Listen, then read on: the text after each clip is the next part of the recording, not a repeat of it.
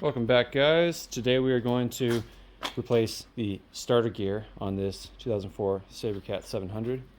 I do not have the gear, but I'm going to tear it down and we're going to check what it actually needs. I think it's the gear and the shaft. As you can see here, yeah, right in here you can see that's where the gear would be, and it is sheared off. So you gotta slide the engine forward. It's a pain to have to do, but I don't think it's impossible. It could be a lot worse. What I've done so far, took the hood off and the exhaust. It's just those springs around there, the one here and the two there, and the couple holding this can on. It's different if you have a stock muffler. And then the pins, you unplug the wiring going to the hood, and then the hood wires, the retaining wires, take those screws out and the pins that go right there. So that's pretty straightforward. And then this clip as well that holds the air tube on. So from here, I'm going to take the clutch and the belt off, and then we got to take some of this airbox stuff off, and the throttle bodies we just need to slide them back, I think, and then we can tilt the engine forward. It's just the four bolts, and that'll allow us to get back there. There we go.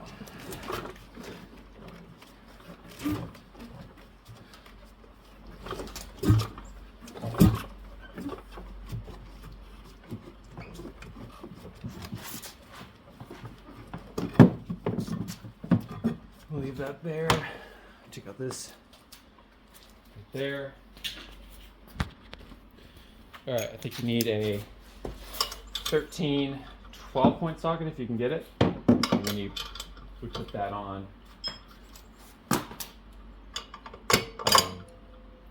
You put that on the bolt, holding the clutch on. Block it somehow. It's probably not the best way to do it. It's the only way I know how you could wrap the strap around. There we go.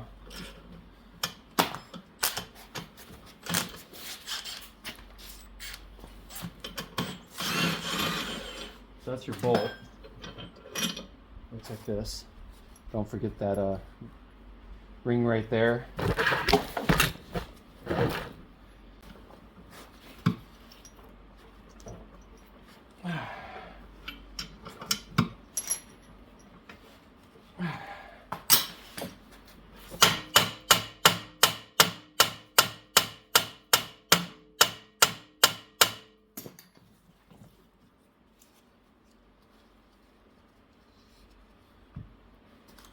Okay, we're back here.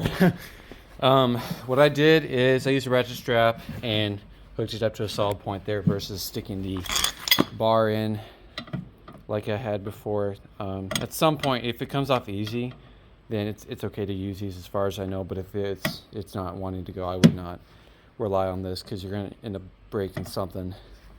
Anyway, pounding on it with 1/2-inch drive, pneumatic impact.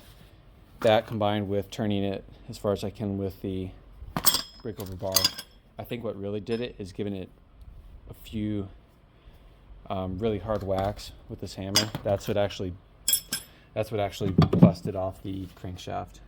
So I would turn it as far as you can, and then really pound on it with this. Turn it a little bit more, and pound on it more with the hammer. I think that'll really help getting this off. To get the clutch out because it's a tight place here with the body panel in the way. Try to go up this way in this cavity here to get it off. And I used the clutch puller and I just stuck it in the hole and kind of pried on the plastic to get it past that point. And then from here you can just straight up.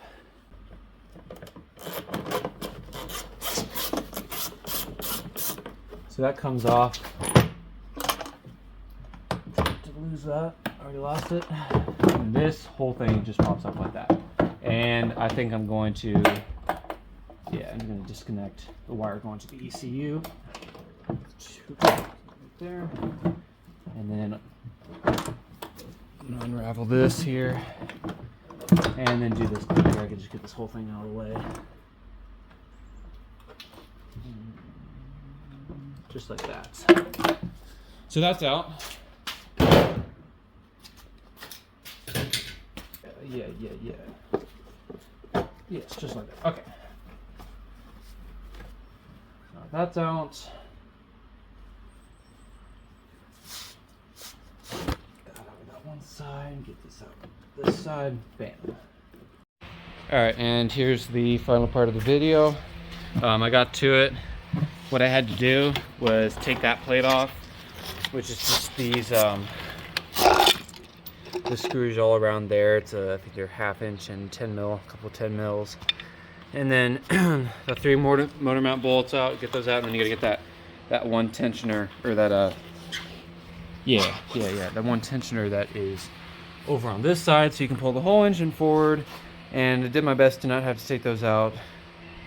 So if you want to make it easier on yourself, then just disconnect the fuel line and the coolant, and then try to save the coolant. Other than that, you get in here. I had to pull the whole thing forward, so it's kind of smashing these right now. It's just not good, but I don't want to have to deal with the coolant. So down here, the 2 1/2 inch bolts. Get a low profile ratchet with a short as you can, pull it back and get back there and get the 2 bolts out. And then once you get those out, you get to this point here and you can see what busted off right there. So all you gotta do is get those 2 set screws off, and then this whole thing will just pull. This whole thing will just come right off, just like that. So that's your flex shaft. That's just fine. I don't need to replace. Get this pulley back. Okay. Yeah, that's the part I need right here. I think that's about it. I'm gonna get this part ordered, and then we shall get this thing ready to sell.